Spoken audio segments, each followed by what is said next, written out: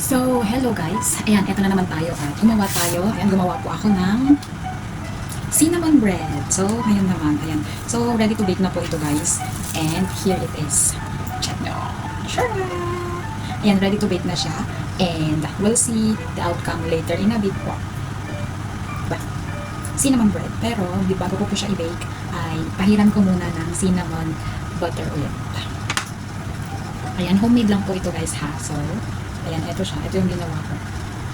And, ayan, pahiran po natin ulit. Bago natin i-bake. Ayan, preheating na yung ating oven. So, bago i-bake, ito. Ayan, pahiran muna natin ng mga cinnamon mixture with butter. And, ayan. Nag-first proofing, second proofing after, tayo guys dito. So, ayan. Ito na siya.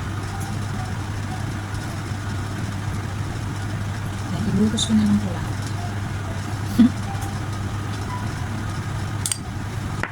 Ayan na siya. So, ayan, ito na nga guys.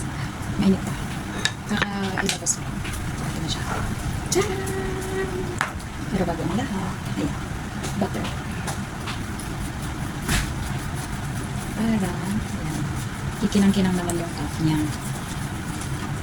Tcharam! Mainit. So, tcharam! Tcharam! So, ito na siya guys. So, ayan.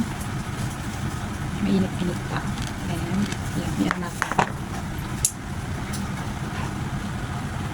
So, ngayon ilabas na natin. Init. And, ang init. Dali pa. Alam natin siya dito. Ayan. Tcharam!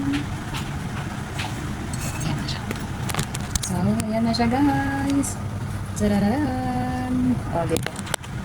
Ayan na.